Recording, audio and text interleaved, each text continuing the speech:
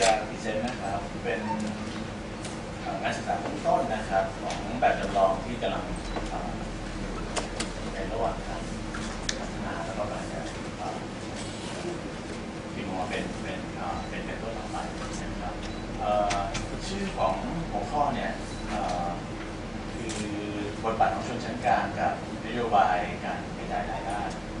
นะครับจริงๆแล้วเนี่ยมันจะต้องเติมอีกคำหนึ่งไว้ด้วยคือพัฒนาการของประชาธิปไตยนะครับแต่ว่าก็นั่นแหละครับก็คือจะพูดใน3เรื่องนะครับคือบทบาทชนชั้นกลางนโยบายการกระจายรายได้แล้วก็พัฒนาการของประชาธิปไตยสิ่งที่ผมจะเล่าเนี่ยก็จะแตกต่างจะใช้เป็นที่อาจารย์ทอนบอกคือเป็น approach ที่แตกต่างจากที่อาจารย์ทอนได้ใช้นะครับซึ่งจริงๆต้องขอบคุณอาจารย์ระยะนะครับที่ให้วิชาการกับนักวิจัยทุกคนนะครับที่จะได้ใช้ methodology ที่ตัวเองต้องการนะครับในการศึกษานะครับในช่วงเดียวกันนะครับ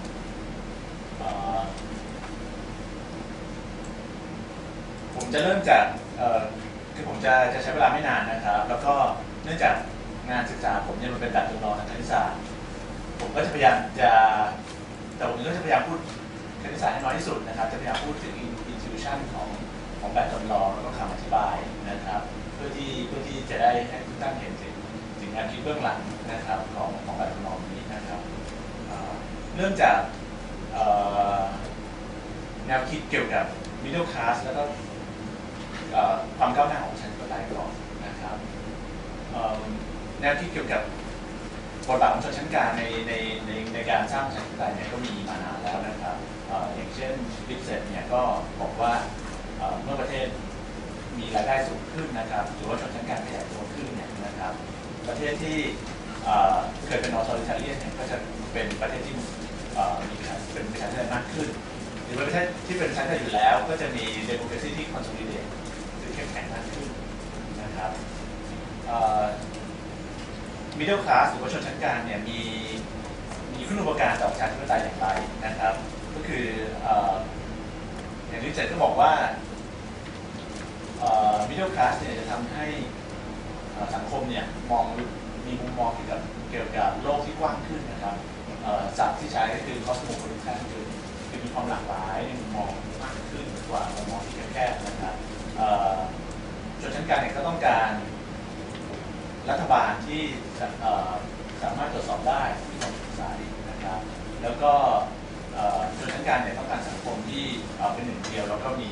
ความมั่นคงทางการเมืองนะครับนี่ก็คือเป็นมุมมองโดยทั่วไปนะครับว่า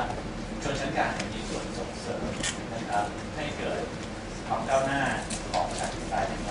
นะครับอาเซโมคูโรมินสันนะครับก็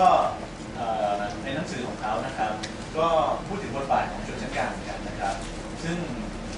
เซนบูโรมินสันเนี่ยก็มุ่งเน้นไปถึงบทบาทสำคัญในการเป็นบัฟเฟอร์ระหว่าง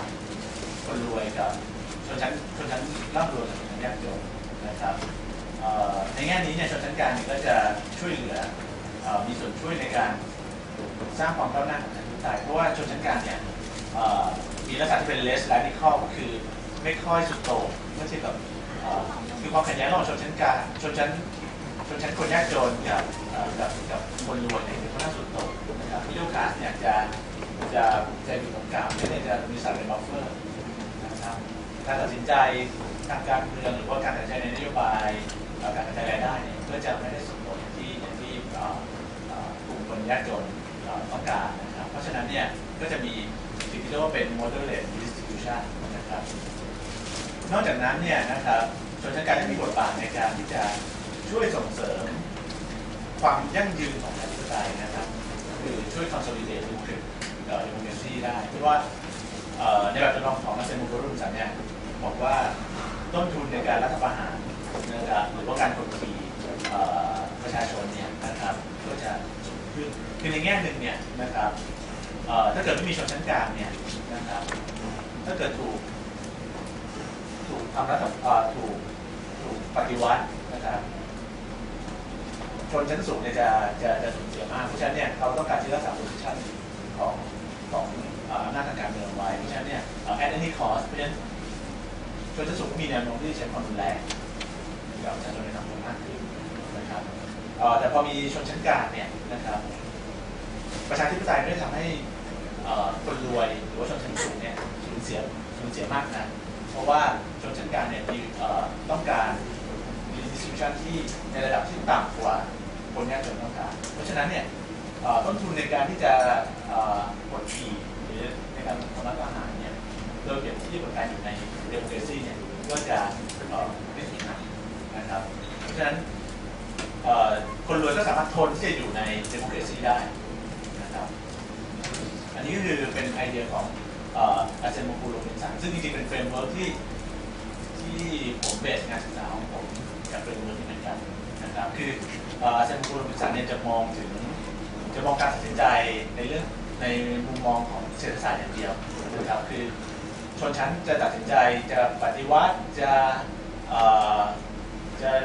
เดโมแครไทซ์เนี่ยก็ขึ้นอยู่กับผลตอบแทน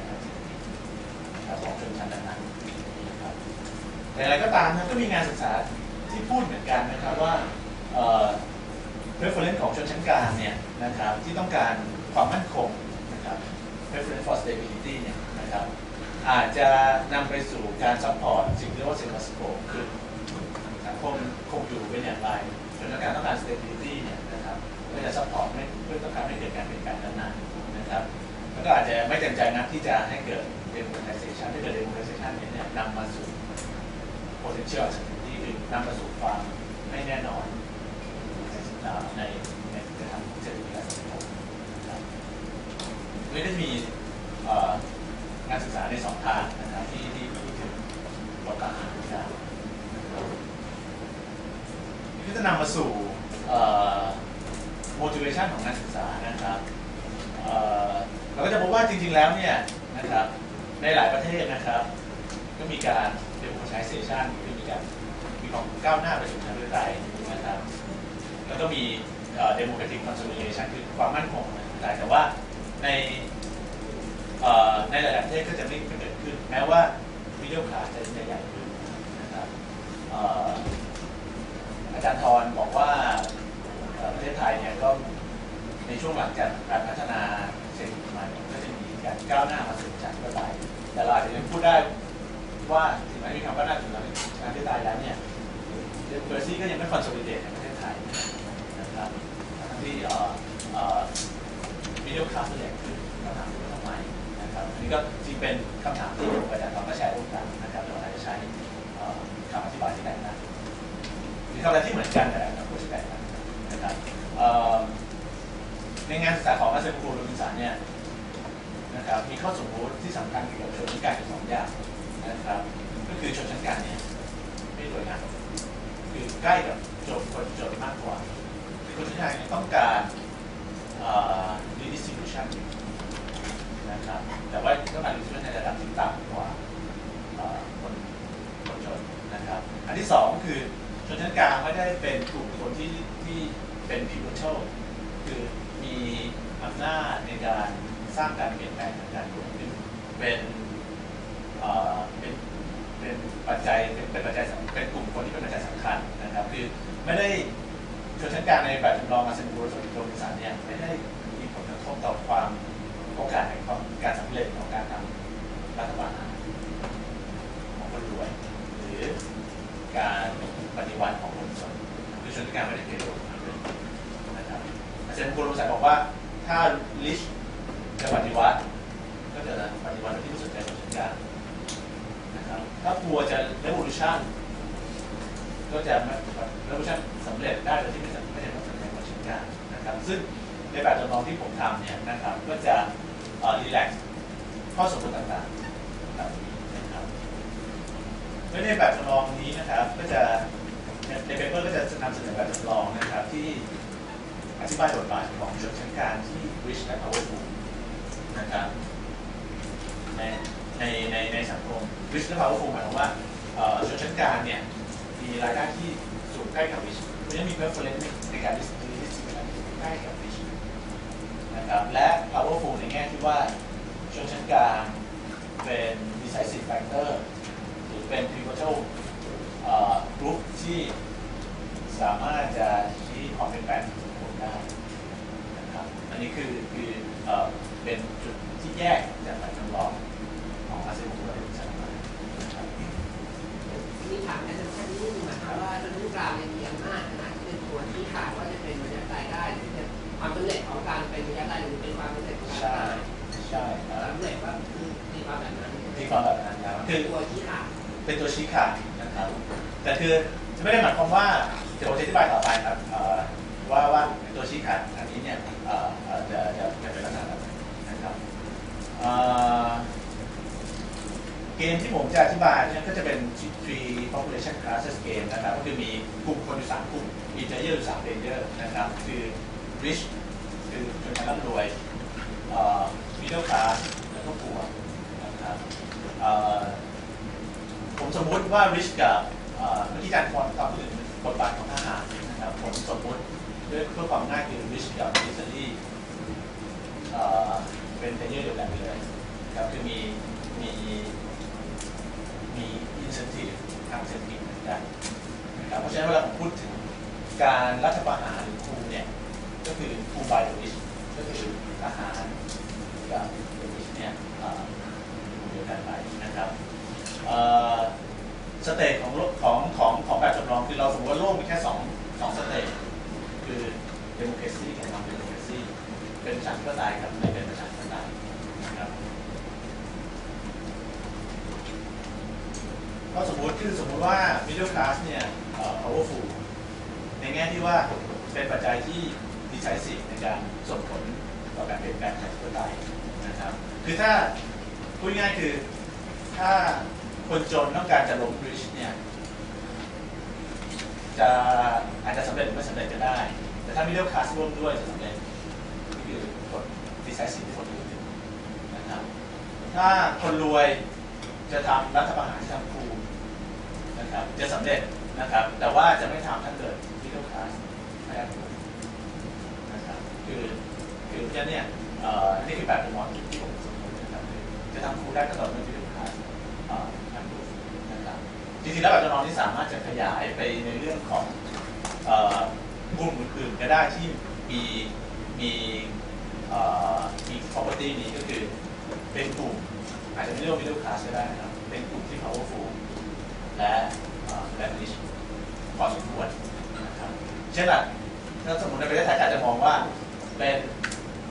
upper middle class ในเมืองนะครับการอธิบายได้จาก middle class แบบต่อนะครับข้อสมมติต่อไปนะครับ non democracy เป็นสเตทที่ less efficient กว่า YND ก็คือรายได้ของกลุ่มประชาชนกลุ่ม I ใน non democracy จะเท่ากับ1ลบด้วยฟรีก็คือไอ้ตัวนี้จะบอกเราถึงดีกรีของ inefficiency นะครับคือรายได้ใน non democracy จะน้อยกว่ารายได้ที่อยู่ใน democracy เสมอนะครับอาจจะอธิบายได้ว่าเนื่องจาก non democracy เนี่ยมันมีเชิงแอนลัสที่น้อยนะครับเพราะฉะนั้นเนี่ยการ manage ระบบเศรษฐกิจเนี่ยก็อาจจะมีประสิทธิภาพที่มากกว่าด้วยแล้วก็ใน non democracy เนี่ย the rich นะครับหรือว่าชนชั้นร่ำรวยเนี่ยมี extra utility จากการอยู่ใน power คือสมมุติเลยว่าไม่ใช่แค่การอยู่ใน non democracy เนี่ยทำให้ rich ได้ utility เพิ่มขึ้นที่นอกจากรายได้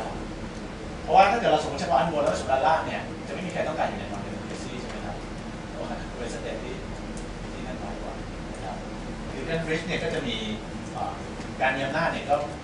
มี extra utility ตรงนี้นะครับแล้วก็ชนกลุ่มไหนก็ตามที่อยู่ใน power ในแต่ละสเตจชนกลุ่มนั้นจะเป็นคนที่ตัดสินใจกับ tax rate นะครับปัจจัยที่กำหนดปัจจัยสำคัญในแบบจำลองนี้ก็คือการเลือก tax rate นะครับ tax rate เนี่ยหมายถึงการเลือกระดับของ distribution นั่นเองคือเหมือนกับเราเก็บภาษี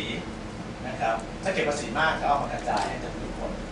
นะครับคือภาษีเป็นภาษีที่เก็บตามรายได้แล้วก็เอามาจ่ายให้ทุกคนเท่ากันเพราะฉะนั้นยิ่งภาษีมากเนี่ยนะครับคนที่มีรายได้ต่ำกว่ารายได้เฉลี่ยของสังคมจะได้ประโยชน์เพราะว่า เกณฑ์เท่ากับเฉลี่ยของสังคมมาแล้วต้องกระจายเท่ากันเพราะฉะนั้นเนี่ยพัวเนี่ยจะต้องการ tax rate ที่สุดก็คือระดับของ redistribution ที่สุดนะครับ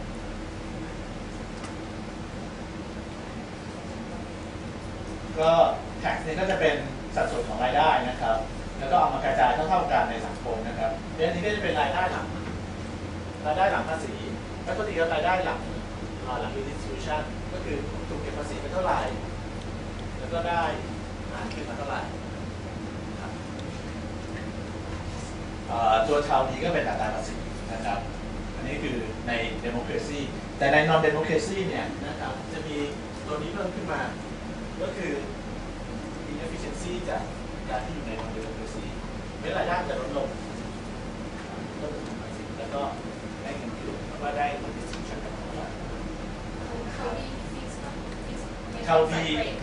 ที่ฟิกเป็นสัดเลยครับแต่ว่าเท่านี้เนี่ยต้องถูกเลือกอีกทีหนึ่งว่าใน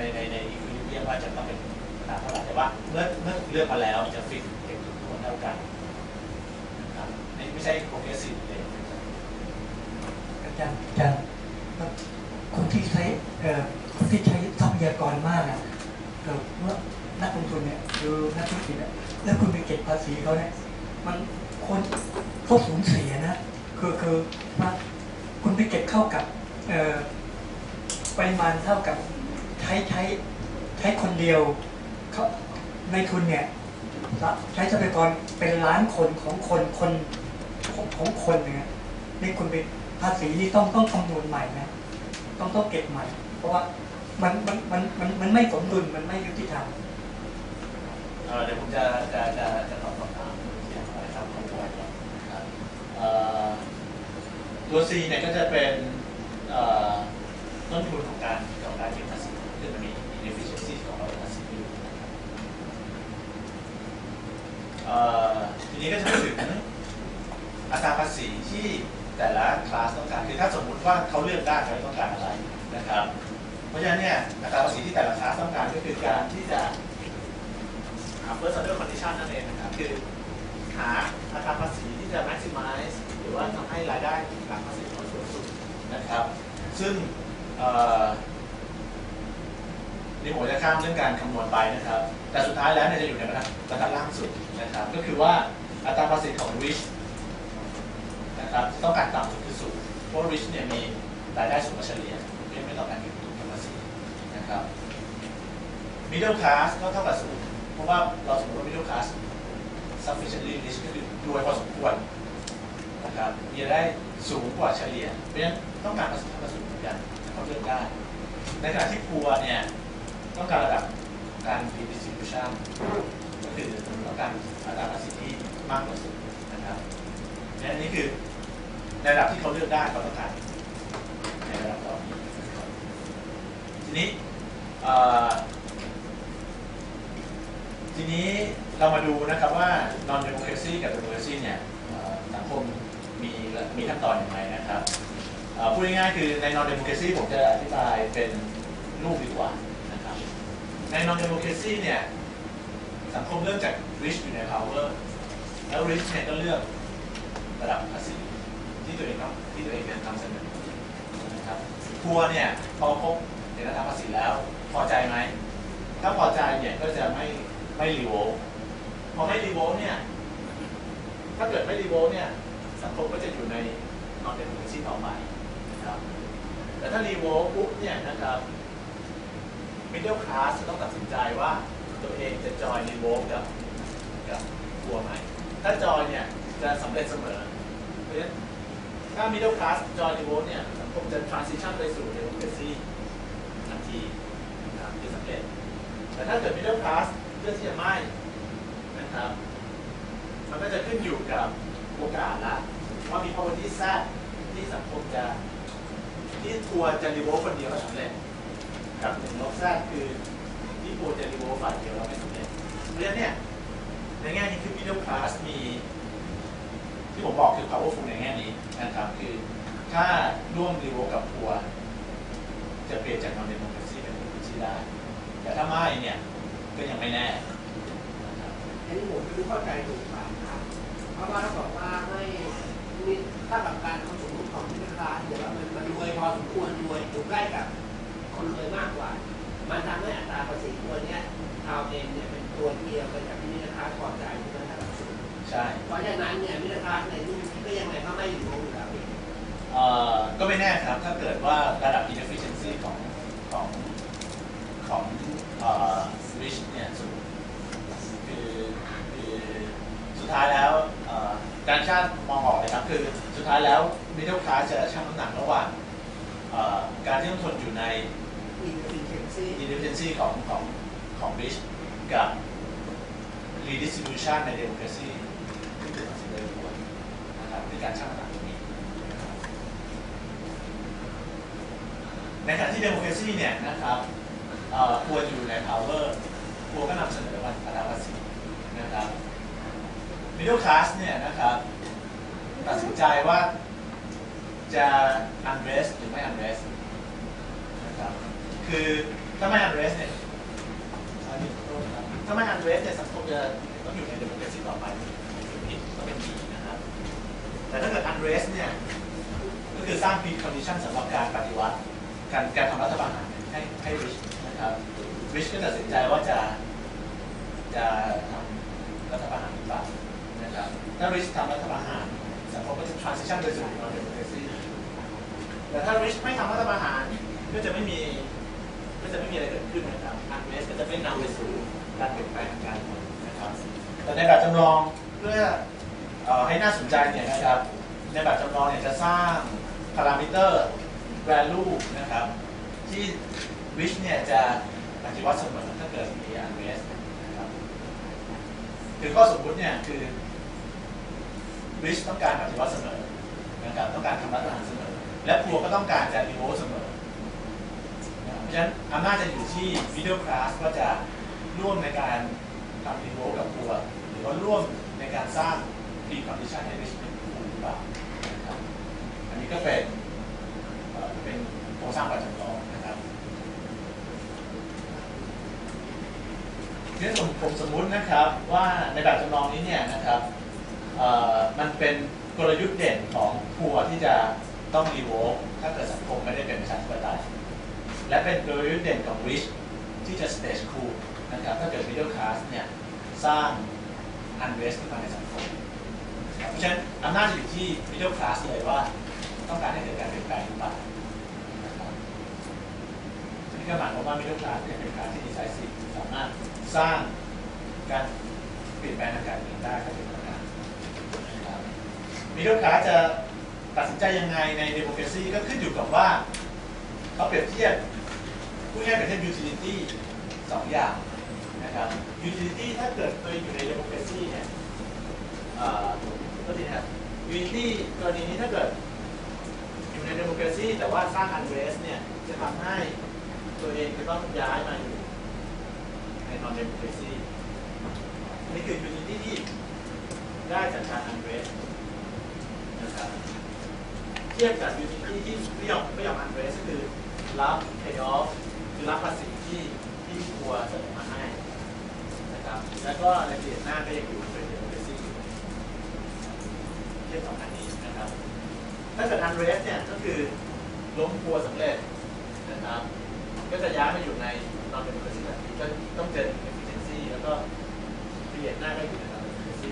แล้วก็เสียต้นทุนในการทำ unrest นะครับต้นทุนในแง่นี้ก็เช่นโอกาสในการเสียชีวิตนะครับในประท้วงอะไรอย่างเงี้ยนะครับเพราะฉะนั้น middle class ก็จะเปรียบเทียบ2 ข้างนี้นะครับเพราะฉะนั้นเราก็จะได้เงื่อนไขอันหนึ่งที่เรียกว่า no unrest constraint คือเงื่อนไขที่บอกว่า middle class จะไม่ unrest นะครับถ้าหาก efficiency ของ rich เนี่ยสูงในระดับหนึ่งคือถ้ารู้ว่าอาหารมัน inefficiency มากๆเนี่ยนะครับmiddle class ก็อาจจะไม่ unrest นะครับแต่ถ้าจะคิดว่าเขาก็ดีนะอะไรเงี้ยก็อาจจะทำให้ไม่ได้นะครับนี่ก็คือเพราะฉะนั้นเนี่ยมันก็จะมีค่า value หนึ่งนะครับเรียกว่า fee lower bar fee ที่มีขีดข้างล่างเนี่ย จะเป็นจุด critical value ที่บอกว่า middle class are less หรือเปล่าถ้าเกิด inefficiency ของทหารเกินค่า critical value นี้นะครับ middle class are less นะครับแต่ถ้าเกิดrich หรือทหารเนี่ย manage เศรษฐกิจได้อย่างมีระดับ efficiency ที่ไม่แตกต่างจากใน democracy ก็ไม่แปลกที่เขาจะสนับสนุนให้เกิดการเปลี่ยนแปลงไปสู่ non democracy นะครับทีนี้ก็จะเป็น basis ที่อธิบายว่าส่วนหนึ่งที่อธิบายว่าทำไมในบางครั้งในบางสังคมอาจจะไม่มีการเปลี่ยนแปลงไปสู่สังคมนั้นเพราะฉะนั้นพูดง่ายๆคือถ้า efficiency สูงนะครับก็จะ demand efficiency ของ rich เนี่ยสูงก็จะ demand democracy แต่ถ้าเกิด democracy ของrich เนี่ยต่ำก็จะ overthrow democratic government เพื่อจะไปสู่ non democracy นะครับอันนี้คือใน democracy ทีนี้เรามาดูบทบาทของ middle class ใน non democracy บ้างเหมือนกันนะครับ middle class ใน non democracy ก็เลือกว่าจะ join revolt กับ poor หรือเปล่านะครับถ้า join revolt กับ poor เนี่ยนะครับก็จะได้รับ pay off ก็คือต้องรับภาษีที่ poor เสนอมาแล้วก็เปลี่ยนหน้าก็จะอยู่ใน democracy แล้วก็ต้องมีต้นทุนในการทำ revolt คือต้องออกแรงทำ revolt ให้poorนั้นเสนอภาษีแล้วก็เปลี่ยนหน้าก็อยู่ใน democracy ต่อไปหรือว่าจะไม่ revolt ถ้าไม่ revolt ครับก็มีโอกาสแทรกที่ควรจะรีโวลต์เองสำเร็จโอกาส1 ลบ z ที่ควรจะรีโวลต์ไม่สำเร็จก็จะอยู่กับสองโอกาสนี้เพราะฉะนั้นถ้าสำเร็จก็คือจะคล้ายๆตรงนี้ถ้าไม่สำเร็จก็อยู่ในนอนเดโมคราซีต่อไปครับเพราะฉะนั้นเนี่ยก็เปรียบเทียบ2 อันนี้เหมือนกันนะครับมันก็จะมีสิ่งที่เรียกว่า non revolt constraint เหมือนกันคล้ายๆกับ non unrest constraint ในกรณี democracy อันนี้ก็จะบอกเราถึง constraint ที่ว่าเมื่อไหร่ที่ middle class จะไม่จอย revolt กับตัวคือตัวก็ล้มล้างรัฐบาลออโตริเทเรียนไปแต่ว่า middle class ก็ขึ้นอยู่กับว่า inefficiency ของrich เนี่ยมันเยอะแค่ไหนนะครับถ้าก็จะมีค่า critical value อยู่นะครับถ้า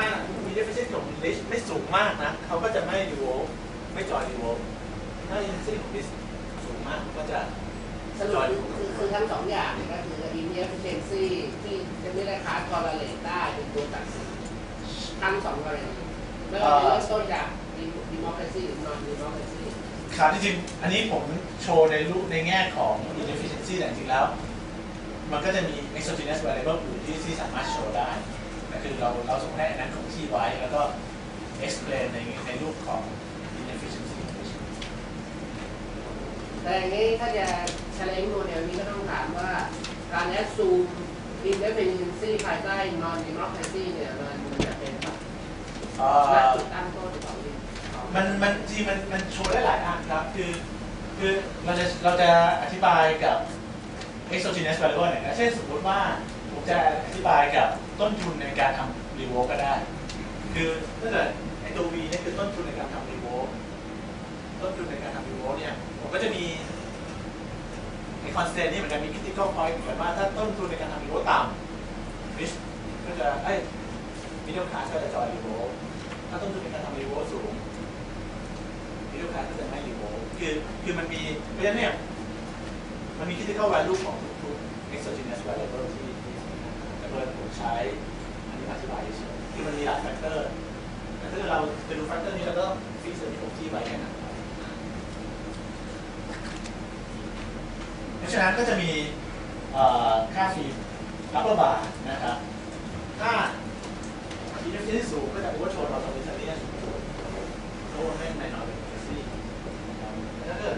inefficiency ของ rich ไม่สูงมากก็จะยอมที่อยู่ใน non democracy นะครับทีนี้เวลาจะก็จะสไลด์ก็จะเราเอา2 อันนี้นะครับ2 constraint นี้มา ไว้ด้วยกันเนี่ยนะครับรูปนี้คือรูปแรกกับรูปที่2เอาไว้ด้วยกันแล้วก็จะมีเรนจ์ของคำอธิบายว่าเมื่อไหร่สังคมจะเปลี่ยนไปสู่ประชาธิปไตย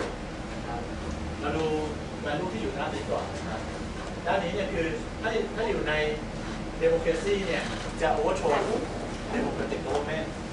แต่ถ้าอยู่ใน non democracy อยู่แล้วเนี่ยก็จะยอมที่อยู่ใน non democracy ต่อไปเพราะฉะนั้นเลนจ์นี้เนี่ยนะครับก็คือเราเรียกว่าเป็น consolidated authoritarian นะครับคือสังคมอยู่ในระบบเผด็จการที่ consolidate นะครับ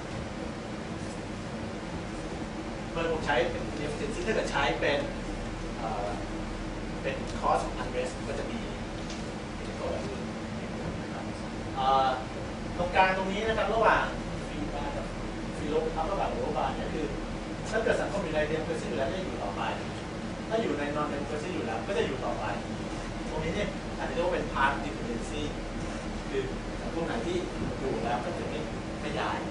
นะครับแต่แบบจำลองถ้าเกิดเรา assume ให้มันมีช็อคอะไรบางอย่างเนี่ยคือถ้ามันมีช็อคเนี่ยก็จะเปลี่ยนไปเปลี่ยนมาได้นะครับนี่คือถ้าเกิดสังคมไหนอยู่ในสเตจไหนอยู่แล้วก็จะอยู่ต่อไปนะถ้าเกิด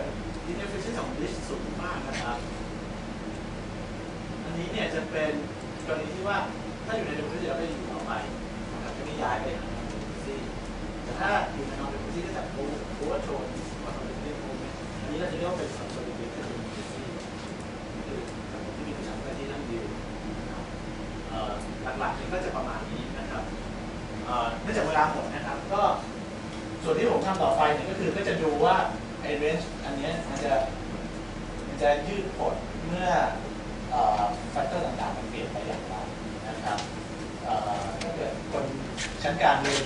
ชนชั้นกลางรวยขึ้นนะครับหรือว่าสัดส่วนชั้นกลางมากขึ้นเนี่ยนะครับไอ้แฟกเตอร์เหล่านี้เนี่ยจะเปลี่ยนไปอย่างไรนะครับอาจจะเดี๋ยวดิสคัสกันต่อขอบคุณมากครับ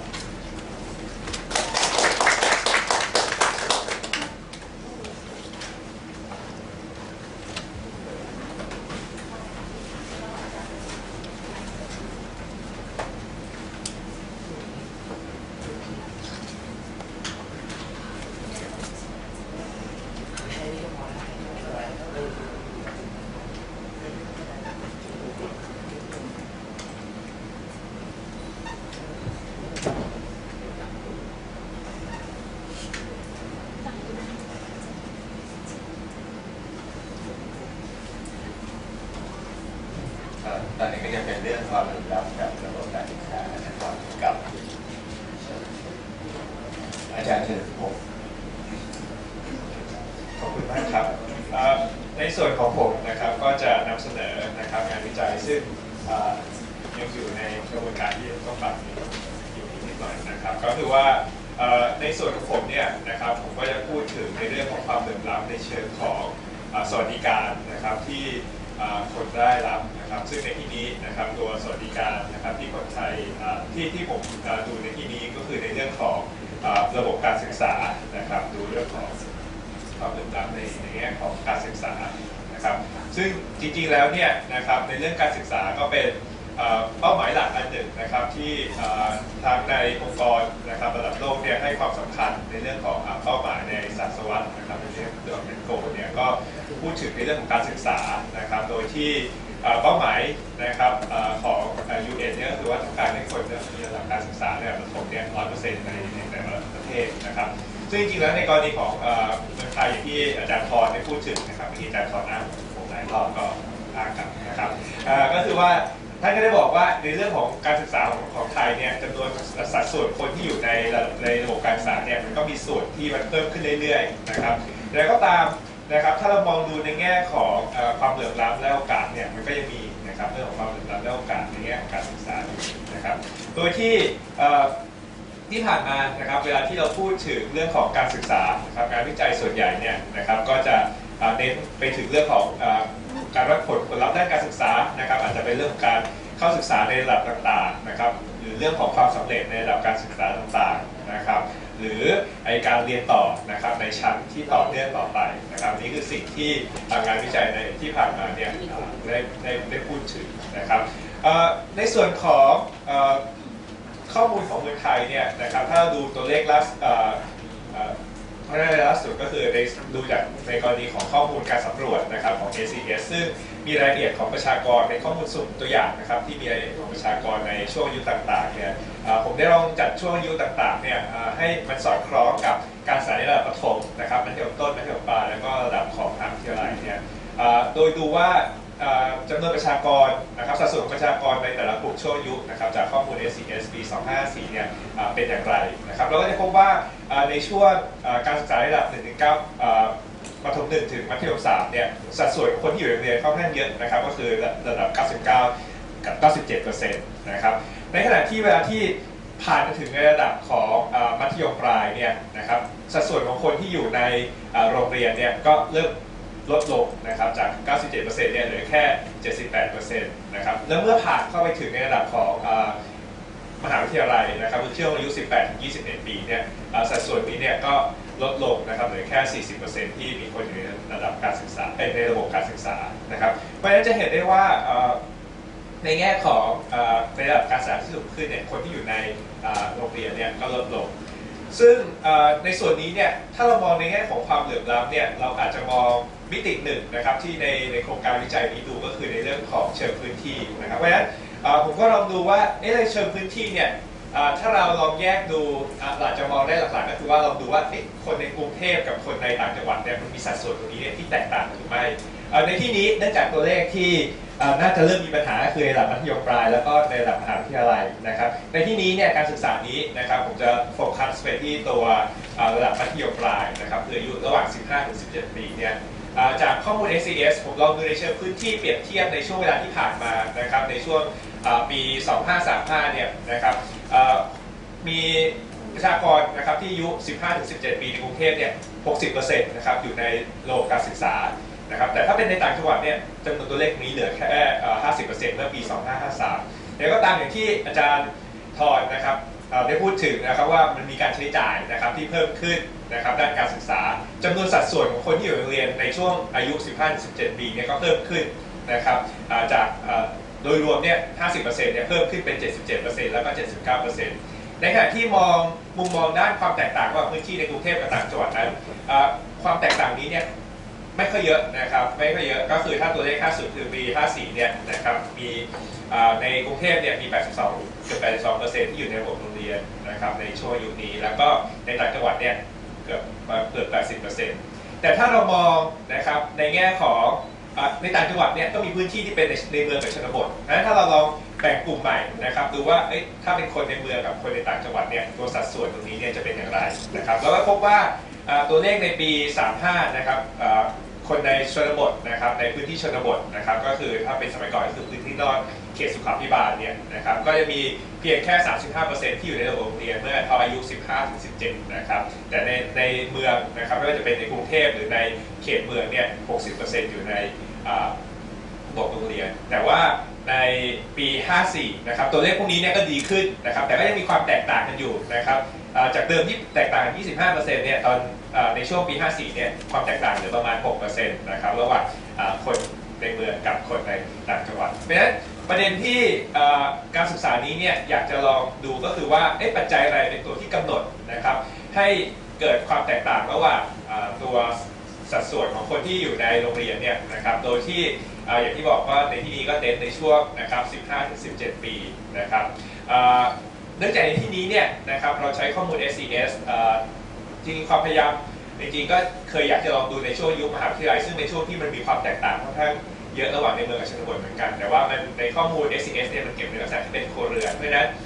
บางคนเนี่ยที่เขาต้องอพยพไปเรียนในจังหวัดอื่นเนี่ยข้อมูลนี้มันก็จะขาดหายไปเป็นข้อจำกัดของการศึกษาตรงนี้หน่อยนะครับกรอบการวิจัยนะครับในที่นี้ก็คือว่าการตัดสินใจนะครับในเรื่องของการศึกษาก็เป็นการตัดสินใจของครัวเรือนนะครับแบบหนึ่งซึ่งในการตัดสินใจของครัวเรือนเนี่ยก็อาจจะมีลักษณะของการตัดสินใจโดยหัวหน้าครอบครัวหรือเป็นการตัดสินใจร่วมกันนะครับซึ่งในงานศึกษาที่ผ่านมาของไทยอย่างเช่นของดร.ขวัญเนี่ยก็ได้พูดถึงว่าในการตัดสินใจของสังคมไทยจริงๆแล้วมักจะเป็นการตัดสินใจโดยหัวหน้าครัวเรือนแล้วก็ในเรื่องของการลงทุนด้านการศึกษานั้นนะครับ งบประมาณส่วนใหญ่ที่ลงไปของครัวเรือนเนี่ยนะครับไม่ค่อนข้างสูงนะครับเพราะฉะนั้นการตัดสินใจก็มักจะเป็นโดยผู้ปกครองเพราะว่าผู้ที่รับการศึกษาเองไม่ส่วนใหญ่ก็ไม่ได้คอนทริบิวให้กับในตัวการลงทุนด้านการศึกษาเท่าไหร่นะครับเพราะฉะนั้นในที่นี้นะครับตัวปัจจัยที่เป็นตัวกำหนดนะครับเรื่องของการที่เขาจะศึกษาต่อหรือไม่หรือว่ายังอยู่ในระบบเรียนหรือไม่ก็มักจะเป็นปัจจัยทางด้านนะครับครัวเรือนเป็นหลักนะครับซึ่งเมื่อเราดูในแง่ของวรรณกรรมที่ผ่านมาเนี่ยลักษณะของครัวเรือนก็เป็นปัจจัยสำคัญในเรื่องของการตัดสินใจนะครับด้านการศึกษานะครับในงานวิจัยเชิงประจักษ์หลายงานนะครับไม่ว่าจะเป็นเรื่องของรายได้เรื่องของการศึกษาผู้ปกครองนะครับเรื่องของจำนวนของผู้ใหญ่ในครัวเรือนหรือจำนวนของเด็กซึ่งเป็นภาระที่ทางครัวเรือนจะต้องให้การศึกษานี่ก็เป็นตัวปัจจัยที่สำคัญนะครับในขณะเดียวกันนะครับเราก็มีปัจจัยที่เป็นปัจจัยควบคุมนะครับที่เราดูก็คือในเรื่องของปัจจัยส่วนบุคคลทั้งหลายนะครับเรื่องของอาจจะเป็นเรื่องของเพศเรื่องของอายุนะครับเรื่องของสถานะนะครับการสมรสของเด็กเองนะครับว่าอาจจะเป็นปัจจัยที่กำหนดนะครับว่าเขาจะยังอยู่ในโรงเรียนหรือไม่ในแง่ของนะครับข้อมูลอีกตัวหนึ่งก็อาจจะเป็นเรื่องของทรัพยากรด้านการศึกษานะครับอาจจะเป็นตัวกำหนดนะครับในเรื่องของการศึกษาของเด็กด้วยนะครับในที่นี้นะครับแบบจำลองที่นะครับเราใช้ในการศึกษาในที่นี้เป้าหมายคืออยากดูว่าเด็กคนนั้นเนี่ยยังอยู่นะครับหรือไม่อยู่ในระบบการศึกษานะครับเพราะฉะนั้นในที่นี้เนี่ยนะครับแบบจำลองก็เป็นแบบจำลองลักษณะ2ทางเลือกนะครับ binary response model นะครับอาจจะเป็นแบบจำลองโลจิกหรือโคบิกนั่นเองนะครับซึ่งในที่นี้นะครับเราพยายามจะอธิบายว่านะครับปัจจัยต่างๆเนี่ยมีส่วนในการกำหนดว่าเด็กเนี่ยจะยังอยู่ในโรงเรียนหรือไม่นะครับอันนี้คือเป้าหมายแรกหลังจากนั้นเนี่ยเราก็จะมาดูว่าในแง่ของพื้นที่ที่แตกต่างกันเนี่ยนะครับปัจจัยที่กำหนดนะครับว่าเด็กจะอยู่ในโรงเรียนหรือไม่อยู่ในโรงเรียนนะครับช่วยอธิบายนะครับความแตกต่างเมื่อกี้เนี่ยที่เราบอกว่ามีความแตกต่างระหว่างพื้นที่เนี่ยได้มากน้อยแค่ไหนนะครับเพราะฉะนั้นเครื่องมือนะครับที่นักเศรษฐศาสตร์นะครับ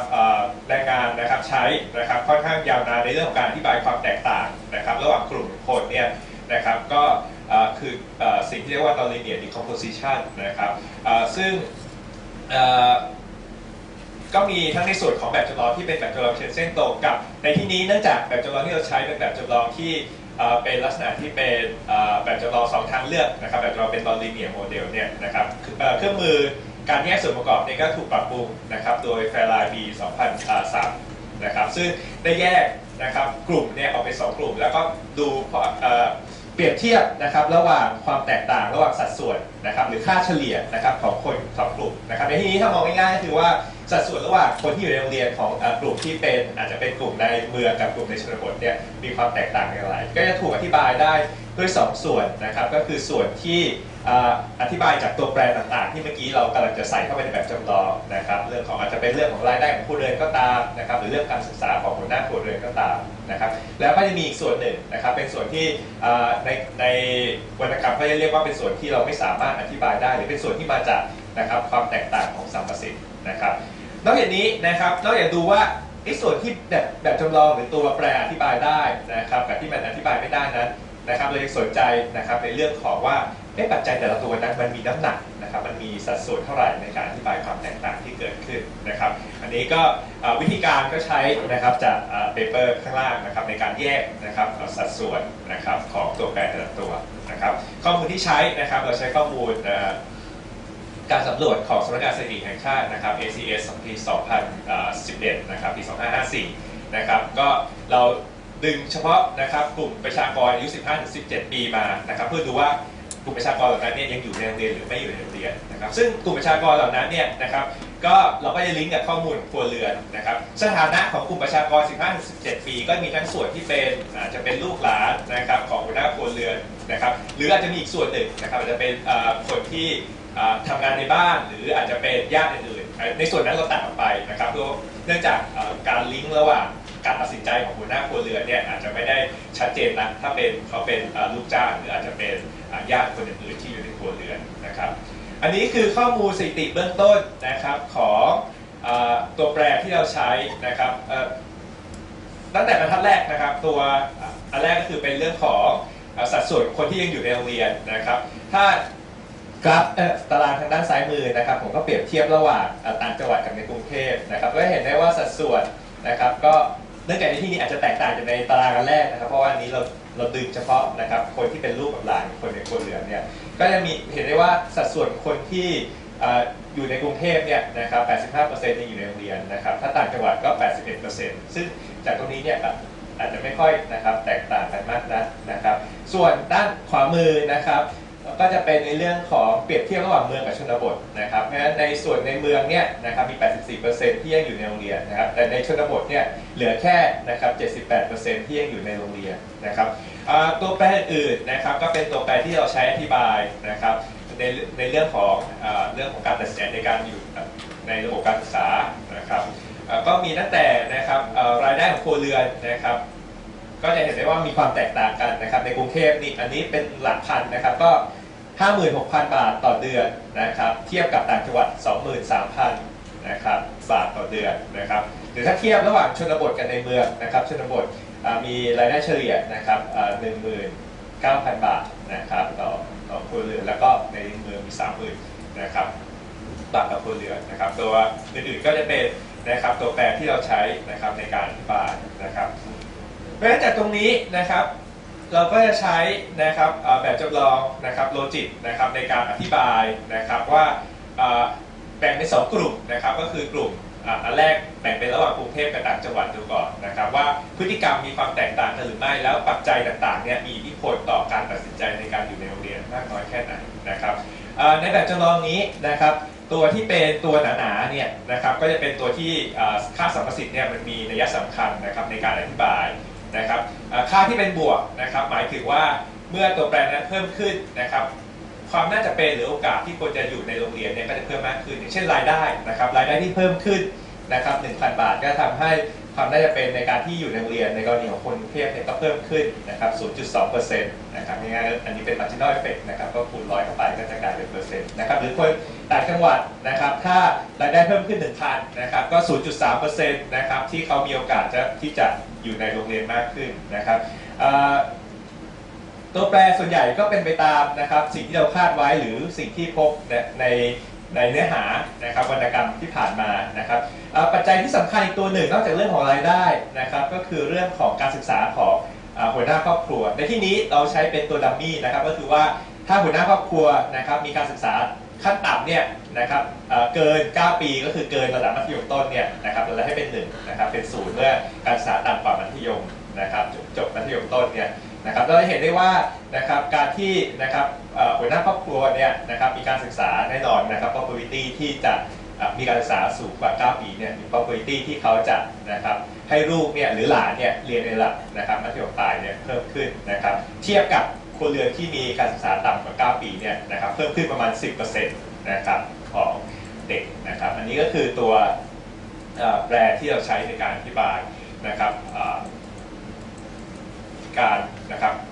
อยู่ในโรงเรียนคงอยู่ในโรงเรียนของเด็กนะครับต่างๆจากตรงนี้นะครับเรามาเปรียบเทียบดูว่าแล้วความแตกต่างเมื่อกี้ที่เราบอกว่าแตกต่างระหว่างคนในกรุงเทพกับต่างจังหวัดนั้นนะครับไอตัวแปรพวกนี้เนี่ยมันมีสัดส่วนมันมีน้ำหนักในการอธิบายมากน้อยแค่ไหนนะครับเราก็ใช้สิ่งที่เรียกว่าเป็น non-linear decomposition นะครับความแตกต่างนะครับระหว่างกรุงเทพกับต่างจังหวัดนะครับอยู่ประมาณ 3% กว่าตรงนี้นะครับตัวแปรทั้งหลายจะอยู่ตรงข้างล่างนะครับแล้วก็น้ำหนักเราดูตรงที่นะครับคอลัมน์สุดท้ายนะครับเราจะเห็นได้ว่าตัวแปรต่างๆที่เราใส่ในแบบจำลองนะครับสามารถที่จะใช้อธิบายนะครับเรื่องของความแตกต่างได้นะครับประมาณเกือบ 100% เลยในที่นี้นะครับซึ่ง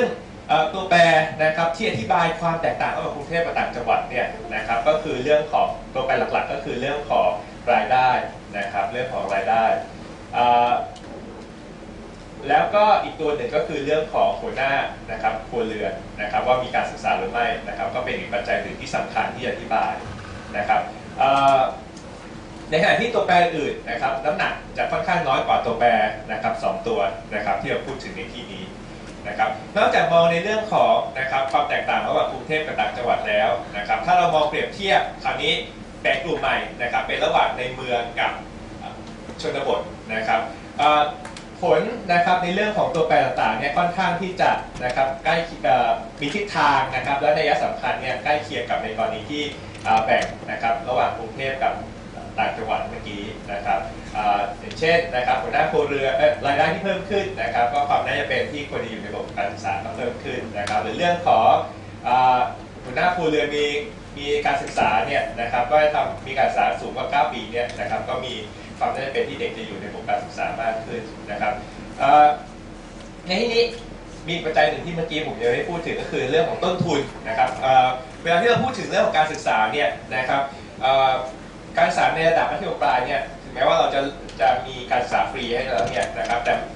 นักเรียนนะครับที่จะอยู่ในระบบการศึกษาก็มีต้นทุนหลายอย่างนะครับที่นอกเหนือจากที่รัฐบาลให้นะครับต้นทุนตัวหนึ่งที่ผมใส่เข้ามาในแบบจำลองในที่นี้ก็คือเรื่องของการเดินทางนะครับว่าต้นทุนการเดินทางเนี่ยเป็นอย่างไรในการที่จะไปเรียนระดับมัธยมปลายนะครับซึ่งข้อมูลตรงนี้เนี่ยนะครับเนื่องจากในส่วนของคนที่อยู่ในโรงเรียนเนี่ยเรามีต้นทุนตัวนี้นะครับแต่ส่วนคนที่ไม่อยู่โรงเรียนเนี่ยผมก็ใช้วิธีการที่เราลองหาค่าเฉลี่ยของนะครับการเดินทางของระดับมัธยมปลายคนที่ไปเรียนมัธยมปลายในที่นี้ก็คือในจังหวัดเดียวกันในเขตชุมชนเมืองกับชุมชนชนบทนะครับว่ามันมีความค่าเฉลี่ยเป็นอย่างไรแล้วเราก็สมมุติให้นะครับคนที่ไม่อยู่โรงเรียนเนี่ยใช้ต้นทุนตัวนี้นะครับอันนี้ก็เป็นตัวที่เราอินขึ้นมานะครับจะเห็นได้ว่าต้นทุนนะครับการเดินทางที่เพิ่มสูงขึ้นนะครับก็สะท้อนให้เห็นว่า probability ที่คนที่จะเข้าเรียนในระดับม.ปลายเนี่ยก็ลดลงนะครับอันนี้ก็คือทิศทางความสัมพันธ์จากตรงนี้นะครับเรามาดูว่าถ้าเราเปรียบเทียบระหว่างเมืองกับชนบทเนี่ยสัดส่วนนะครับของตัวแปรแต่ละตัวความสำคัญของตัวแปรแต่ละตัวเนี่ยเป็นอย่างไรเราก็เห็นได้ว่าแกปนะครับหรือความแตกต่างนะครับระหว่างคนในเมืองกับในชนบทที่อยู่ในโรงเรียนเนี่ยนะครับก็แตกต่างมา 5% นะครับซึ่งนี้เนี่ยก็ถูกอธิบายด้วยตัวแปรต่างๆเมื่อกี้ที่เราใส่เข้าไปในแบบจำลองนะครับจากตรงนี้เวลาที่เราแบ่งกลุ่มนะครับแตกต่างกันในที่นี้เนี่ยนะครับเป็นเมืองกับชนบทเนี่ยตัวเรื่องของรายได้นะครับเนื่องจากในรายได้ของในคนในเมืองกับชนบทในที่นี้เนี่ยนะครับมีน้ำหนักนะครับหรือเปอร์เซ็นต์ที่อธิบายความแตกต่างนี้เนี่ย 40% นะครับ 41%ส่วนของเรื่องของการศึกษาของหัวหน้าครัวเรือนนะครับก็เป็นน้ำหนักที่ค่อนข้างเยอะในการที่อธิบายความแตกต่างนี้นะครับ 43%ตัวแปรตัวหนึ่งนะครับที่เวลาที่เราแบ่งเป็นระหว่างในเมืองกับชนบทเนี่ยนะครับแล้วมีน้ำหนักเพิ่มขึ้นมาให้เราเห็นในที่นี้ก็คือในเรื่องของต้นทุนนะครับเรื่องของการเดินทางจะเห็นได้ว่า 40%ขอโทษที7% นะครับถูกเป็นตัวที่ใช้อธิบายนะครับความแตกต่างของแกปที่เกิดขึ้นตรงนี้นะครับเพราะจากตรงนี้เนี่ยนะครับสิ่งที่นะครับให้ภาพเรานะครับเกี่ยวกับความแตกต่างนะครับระหว่างเมืองกับชนบทในที่นี้ก็คือว่าเรามีนะครับปัจจัยสำคัญเนี่ยที่เป็นตัวนะครับกำหนดนะครับความเหลื่อมล้ำในด้านการศึกษานะครับก็คือในส่วนของนะครับรายได้ของครัวเรือนนะครับโดยเฉพาะในส่วนของความแตกต่างระหว่างนะครับกรุงเทพกับต่างจังหวัดนะครับในขณะที่ปัจจัยที่สำคัญอีกอันหนึ่งนะครับในเรื่องของความเหลื่อมล้ำด้านการศึกษานี้ก็คือในเรื่องของการศึกษาของหัวหน้าครัวเรือนนะครับที่กำหนดว่าลูกเนี่ยจะได้เรียนนะครับหรือไม่ได้เรียนเนี่ยก็เป็นอีกปัจจัยหนึ่งนะครับในส่วนของต้นทุนการเดินทางนะครับก็มีส่วนสำคัญไม่น้อยนะครับเวลาที่เราพิจารณาในแง่ของนะครับความแตกต่างนะครับระหว่างเมืองกับชนบทนะครับซึ่งปัจจัยพวกนี้เนี่ยนะครับก็นำมาสู่นะครับถ้าเป็นข้อเสนอในเชิงนโยบายนะครับปัจจัยตัวแรกนะครับในเรื่องของรายได้ของครัวเรือนเนี่ยก็อาจจะเป็นนะครับตัวที่เราจะเอามาช่วยในเรื่องของการ targeting ในเรื่องของงบประมาณนะครับให้กับนักเรียนนะครับเพื่อที่จะได้เรียนนะครับในระดับที่สูงขึ้นนะครับในเรื่องของปัจจัยเรื่องของการศึกษาของหัวหน้าครัวเรือนเนี่ยก็อาจจะเป็นตัวที่อธิบายในเรื่องของความ persistent ของความเหลื่อมล้ำนะครับเพราะฉะนั้นถ้าเราจะแก้นะครับใน generation ต่อไปเนี่ยนะครับการที่คนมีการศึกษาที่สูงขึ้นแน่นอนก็จะช่วยลดนะครับความเหลื่อมล้ำนะครับระหว่างการศึกษานะครับของในพื้นที่ที่แตกต่างกันนะครับแล้วก็เรื่องของต้นทุนด้านการเดินทางก็คอนเฟิร์มหลายๆนะครับนโยบายที่พยายามที่จะลดนะครับต้นทุนในการเดินทางของเด็กในการที่จะเรียนในระดับที่สูงขึ้นนะครับอันนี้ก็คือตัวการศึกษานะครับที่ของบทความนี้นะครับซึ่งในงานส่วนต่อไปที่เหลือนะครับอีกส่วนหนึ่งก็คือเราอาจจะลองดูในแง่ของอันนี้เป็นพื้นที่แล้วนะครับในเชิงของไดนามิกเชิงของการเปลี่ยนแปลงที่ผ่านมาเนี่ยนะครับก็อาจจะเป็นประเด็นอีกประเด็นหนึ่งนะครับที่ผมจะดูในเรื่องของงานวิจัยในส่วนนี้ครับขอบคุณมาก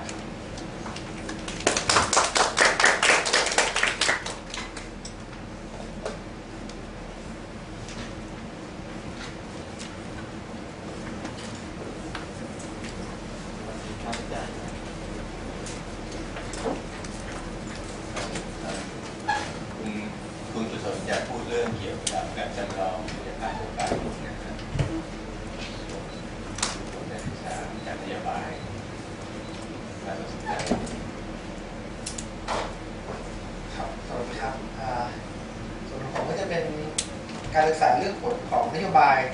การลงทุนนะครับต่อการเปลี่ยนแปลงโครงสร้างเศรษฐกิจและการกระจายรายได้นะครับโดยศึกษาจากแบบจำลองคุณภาพทั่วไปครับ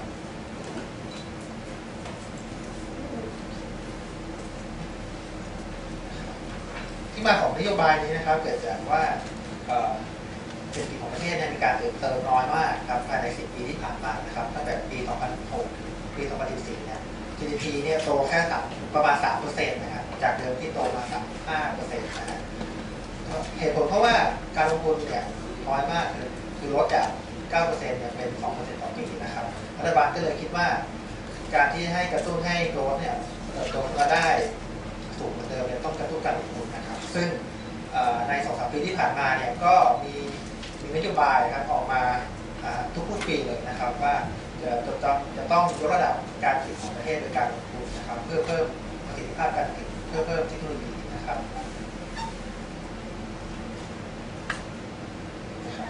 ดังนั้นในอุตสาหกรรมที่รัฐบาลจะมีพิเศษเนี่ยครับก็จะมี10 อุตสาหกรรมนะครับ5 อุตสาหกรรมเนี่ยต่อยอดจากอุตสาหกรรมเดิมเช่นพวกยานยนต์สมัยใหม่นะครับอิเล็กทรอนิกส์การท่องเที่ยวการเกษตรนะครับและการแปรรูปอาหารส่วนอีก5 อุตสาหกรรมที่จะเพิ่มเติมขึ้นมานะครับก็จะมีพวกอุตสาหกรรมแห่งอนาคตนะครับเช่นยนต์แล้วก็เทคโนโลยีภาพการบินนะครับดิจิทัลเป็นต้นนะครับนั้นในการศึกษาที่จะใช้แบบลองดูภาพทั่วไปแบบประยุกต์นะครับซึ่งในกรณีเราจะใช้ GTAP นะครับเป็นตัวตั้งต้นนะครับ GTAP คือแบบลองดูภาพทั่วไปที่มีหลายเขตเศรษฐกิจนะครับและมันที่เลือกใช้เพราะว่าจะศึกษาผลกระทบต่อจากนโยบายการลงทุน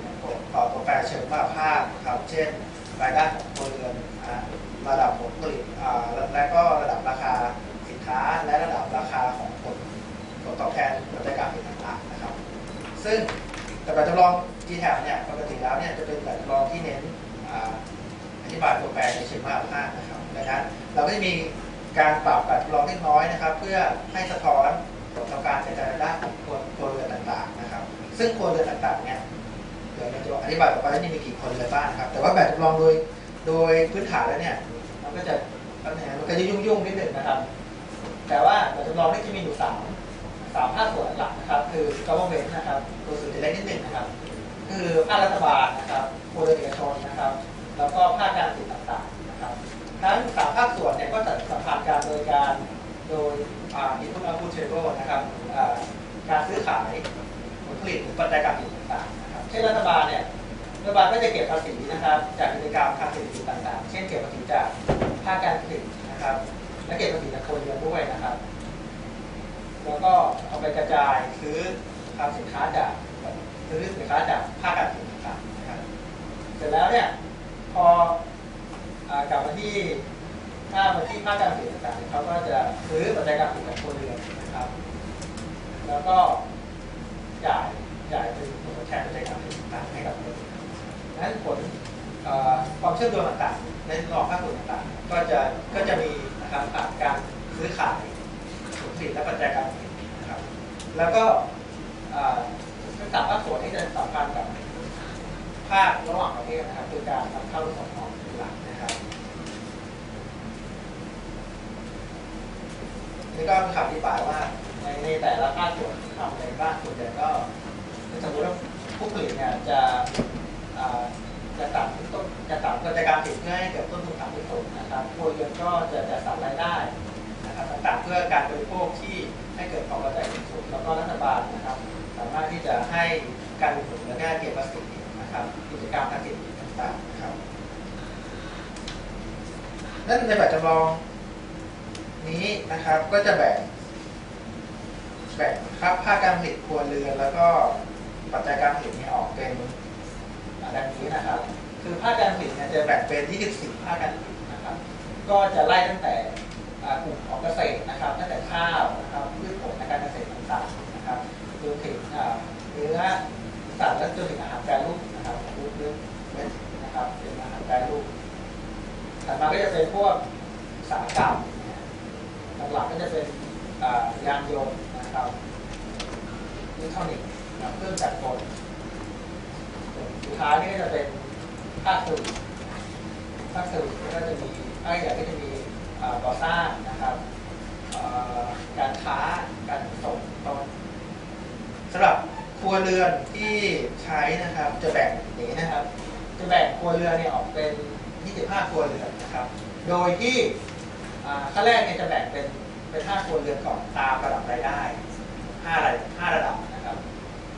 ดังนั้นพิมพ์ไทยที่1เนี่ยก็คือ 20% ที่จนที่สุดของประเทศพิมพ์ไทยที่5คือพิมพ์ไทยที่ 20% ที่รวยที่สุดของประเทศเสร็จแล้วเนี่ยในแต่ละพิมพ์ไทยนะครับก็จะไปดูว่าในแต่ละภูมิภาคนะครับซึ่งแบ่งเป็น5ภูมิภาคก็คือกรุงเทพและปริมณฑลภาคกลางภาคเหนือภาคอีสานและภาคใต้เนี่ยครัวเรือนในแต่ละภาคที่อยู่ในพิมพ์ไทยนะครับคือเป็นคนรวยคนจนเนี่ยในสัดส่วนเท่าไหร่ดังนั้นในแต่ละภาคเนี่ยก็อาจจะมีคนรวยและคนจนในอัตราส่วนที่ไม่เท่ากันนะครับคุณแบ่งตามระดับรายได้ก่อนแล้วก็ไปดูว่าในระดับภูมิภาคเนี่ยอย่างเช่นคนรวยในกรุงเทพเนี่ยอยู่ในแต่ละระดับรายได้ในสัดส่วนเท่าไหร่นะครับปัจจัยการผลิตเนี่ยก็จะแบ่งเป็น5อันหลักๆครับคือที่ดินแรงงานและฝีมือแรงงานมีฝีมือทุนแล้วก็ทรัพยากรส่วนประเทศก็คือประเทศไทยและประเทศอื่นที่เหลือนะครับข้อมูลที่ใช้หลักก็คือจะมาจาก GCAP Database นะครับใช้ฐานข้อมูลปี2007นะครับซึ่งประกอบด้วย129เขตเศรษฐกิจแล้วก็57ภาคเศรษฐกิจนะครับซึ่งเราก็จะกลุ่มรวมกันแค่2นะครับคือประเทศไทยและประเทศอื่นที่เหลือ57ภาคก็จะกลุ่มเหลือ24ภาคที่เรียนไว้นะครับอย่างที่กลับเรียนว่าเราจะดูผลจากการกระจายรายได้นะครับของคนเรือนต่างๆดังนั้นข้อมูลที่ต้องเอามาเพิ่มเติมเนี่ยก็คือข้อมูลสัดส่วนการเป็นเจ้าของกิจการของคนเรือนต่างๆดังนั้นคือข้อมูลตรงนี้ก็จะเอามาจากหลายแหล่งนะฮะเช่นส่วนของค่าจ้างเนี่ยมาจากSCS ปี 2013 นะครับรายงานที่เอามาที่จะมีรายงานที่มีเป็นรายงานมีฝีมือและรายงานไร้ฝีมือรายงานมีฝีมือคือใครบ้างนะคือเช่นแบ่งตามลักษณะของอาชีพนะครับคือถ้าเป็นผู้จัดการหรือผู้เชี่ยวชาญเฉพาะทางก็จะเป็นรายงานมีฝีมือแต่ถ้าเป็นรายงานไร้ฝีมือนี่ก็จะเป็นพวกเสมียนพนักงานขายนะครับแล้วก็รายงานทั่วไปในภาคเกษตรและอุตสาหกรรมนั้นก็จะไปดูใน SCS ปี 2013 ว่าในแต่ละครัวเรือนที่เราแบ่งนะครับ25ครัวเรือนเนี่ยเป็นเจ้าของปัจจัยการผลิตนะครับเป็นเจ้าของปัจจัยเขาเรียกเป็นเจ้าของมูลค่าค่าจ้างเนี่ยเป็นสัดส่วนของทั้งประเทศนี้เท่าไหร่ส่วนต่อมาเรื่องของปัจจัยที่ดินนะฮะปัจจัยที่ดินเนี่ยจะใช้ข้อมูลใน2มิตินะครับคือข้อมูลระดับรายได้คือข้อมูลจากการถือครองที่ดินจากคนที่ดินนะครับในงานของจารุณีนะครับส่วนด้านพื้นที่เนี่ยคือด้านในแต่ละภูมิภาคเนี่ยเขาถือครองที่ดินเป็นมูลค่าเท่าไหร่ก็จะใช้มูลค่าการซื้อขายที่ดินนะครับซึ่งแบ่งเป็นตามภูมิภาคของจากธนาคารแห่งประเทศไทยส่วนมูลค่าการถือครองทุนของแต่ละครัวเรือนนะครับก็จะเอามาจากระดับรายได้มาจาก SCS ปี 2013 นะครับส่วนด้านพื้นที่ในแต่ละภูมิภาคนะครับเอามาจากข้อมูลเงินฝากในธนาคารพาณิชย์ของแต่ละภูมิภาคนั้นในสัดส่วนข้อมูลสัดส่วนมูลค่าการถือครองที่ดินกับสัดส่วนมูลค่าการถือครองทุนมันจะมีปัญหาหนึ่งตรงที่เราต้องทำการสมมุติอะไรบางอย่างขึ้นมาเพื่อให้ครัวเรือนทั้ง25ครัวเรือนเนี่ยสามารถที่จะได้รับสัดส่วนขึ้นมาได้เช่นนะอย่างที่กลับเรียนว่าอย่างข้อมูลนะครับข้อมูลที่ดินนะครับในระดับภูมิภาคและข้อมูลที่ดินในระดับรายได้เนี่ยเราก็จะมาคอสกันถ้าสมมติว่าเราอยากรู้ว่าปัจจัยครัวเรือนที่รวยที่สุดนะครับสีดำโซนที่5เนี่ยที่รวยที่สุดนะครับถือครองที่ดินเป็นมูลค่าเท่าไหร่ก็จะบอกกับสัดส่วนการเป็นเจ้าของในระดับภูมิภาคนะครับเช่น ถ้าคนกรุงเทพที่รวยที่สุดก็จะเอา79.9คูณกับ5.82ดังนั้นการสมมติก็คือว่าเราสมมติว่าในแต่ละภูมิภาคมีโครงสร้างของการกระจายการถือครองเหมือนกันในแต่ละภูมิภาคนะครับนี่ก็ต้องไปสูเพื่อให้ได้ข้อมูลออกมานะครับงั้นอันนี้จะเป็นตารางรวมนะครับตารางรวมว่าพอจับมาครอสกันแล้วเนี่ยเราได้ข้อมูลสัดส่วนการเป็นเจ้าของปัจจัยการผลิตนะครับในแต่ละปัจจัยการผลิตของแต่ละครัวเรือนนะครับมันในอัตราส่วนเท่าไหร่กันบ้างนะครับที่น่าสนใจก็คือว่า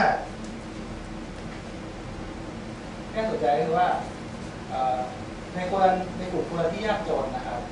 ของทุกๆภาคเนี่ยเขาน่าจะพึ่งพิงปัจจัยการผลิตคืออาจจะดูเลเวอร์มากที่สุดแต่กลายเป็นว่าเขาต้องพึ่งพิงคาร์ดิตอลมากที่สุดซึ่งอันนี้มาจากการสมมตินะครับว่าการสมมติตรงนี้ว่าถึงแม้จะเป็นครัวเรือนที่ยากจนก็ตามคุณก็ยังถือครองปัจจัยทุนเนี่ยในตัวตราสารที่มันเยอะกว่าสัดส่วนของแรงงานและกิจมือซึ่งมันเกิดจากข้อสมมตินะครับคือพยายามทำให้ข้อมูลออกมาได้ก่อนนะครับแล้วพอผมก็ไปเอาข้อมูลเหล่านี้เข้าไปในแบบจำลอง GTAP นะครับเพื่อทำการซิมูเลตเบื้องต้นเพื่อให้ได้คำนวณมาได้ว่าแต่ละครัวเรือนเนี่ยได้ถือครองรายได้ครัวเรือนของทั้งประเทศเป็นสัดส่วนเท่าไหร่ในแถวนี้นะครับแล้วว่าครัวเรือนในกรุงเทพเนี่ยถือครองรายได้นะครับมีสัดส่วนรายได้ของทั้งประเทศนะครับครัวเรือนกรุงเทพนี่มีอยู่ที่ร่ำรวยมีอยู่ 10% นะครับแต่ถือครองรายได้ครัวเรือนของทั้งประเทศ 34.7% นะครับ 34.7%ซึ่งรายได้ส่วนใหญ่มาจากทุนนะครับการถือครองทุนและการถือครองที่ดินนะครับเป็นหลักซึ่งผมก็ลองเอารายได้ disposable income ของปี 2556 มาคูณดูจะได้แถวสุดท้ายเนี่ยเป็นรายได้ต่อเดือนครับของแต่ละคนเลยแต่ของสมาชิกแต่ละคนเรือนนะครับจะได้ออกมาว่าในภาคเหนือ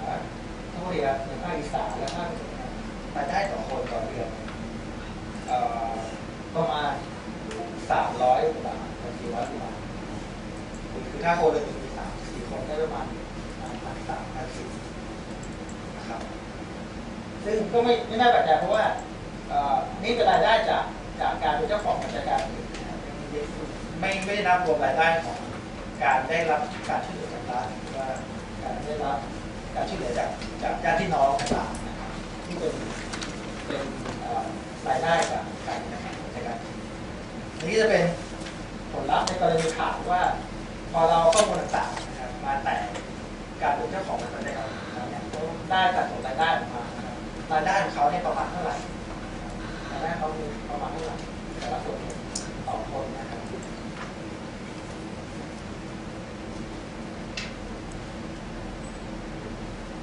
สุดท้ายแล้วโดยทั่วไปครับต่อไปก็จะเป็นการจำลองผลนะครับก็ศึกษาผลของการลดภาษีนะครับเพื่อจูงใจให้เกิดการลงทุนนะครับก็จะศึกษาใน5อุตสาหกรรม5เซกเตอร์เป้าหมายนะครับที่มีในแบบจำลองนะครับแล้วว่าอีก5เป้าหมายที่เป็นอุตสาหกรรมใหม่ทำไมไม่ทำคือคิดว่าการคืออุตสาหกรรมใหม่เนี่ยมันไม่มีในแบบจำลองเราก็แอสซูมว่า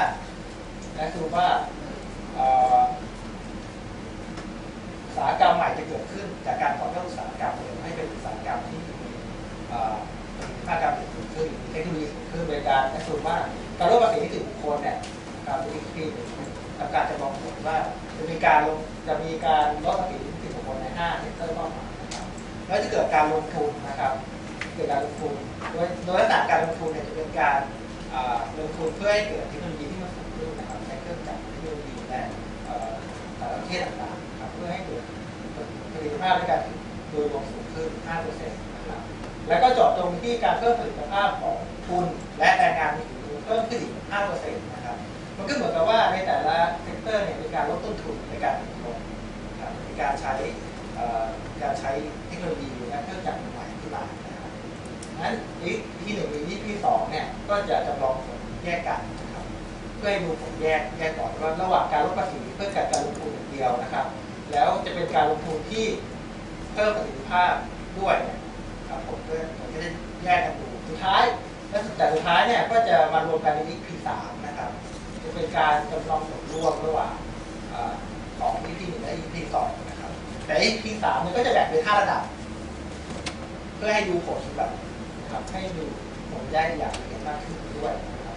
คือจะจำลองผล EP 1 กับ EP 2มาเพิ่มขึ้นทีละ 1% นะครับนั้นผลจากการจำลองผลเนี่ย EP 1เนี่ยการลดภาษีนิติบุคคลนะครับก็จะทำให้เกิดการนี่ตัวเป็นตัวเลขของระดับการเปลี่ยนแปลงนะครับ percentage change ของรายได้ครัวเรือนของผลตอบแทนในทุนและของผลตอบแทนของปัจจัยการผลิตต่างๆนะครับเปอร์เซ็นต์การเปลี่ยนแปลงนั้นเนี่ยก็ได้หรอกครับเราให้อิทธิพลในการลงทุนนะครับคนที่ได้ประโยชน์ก็คือเจ้าของทุนนะครับก็คือเพิ่มขึ้น 10% นะครับเทียบกับปัจจัยอื่นที่เพิ่มขึ้น 0.5 ถึง 0.6 ในปัจจัยแรงงานนะครับส่วน EP 2นะครับแอสซูมว่าจะมีการพัฒนาเพิ่มเทคโนโลยีการผลิตขึ้นนะครับผลเนี่ยก็จะสูงขึ้นกว่าเดิมนะครับแต่ว่าคนที่ได้ประโยชน์ก็คือปัจจัยทุนนะครับปัจจัยทุนกับที่ดินจะสูงกว่าปัจจัยแรงงานนะฮะส่วน EP สุดท้ายเนี่ย EP 35คือรวม1 กับ 2ครับก็คือลดภาษีทุนด้วย 5% แล้วก็เพิ่มประสิทธิภาพการผลิตขึ้น 5% ด้วยนะครับผลเนี่ยก็จะคล้ายๆกับ1 บวกกับ 2นะครับ1 กับ 2ดังนั้นทุนกับที่ดินเนี่ยก็จะได้ผลตอบแทนที่ดีกว่าแรงงานได้ประโยชน์มากกว่า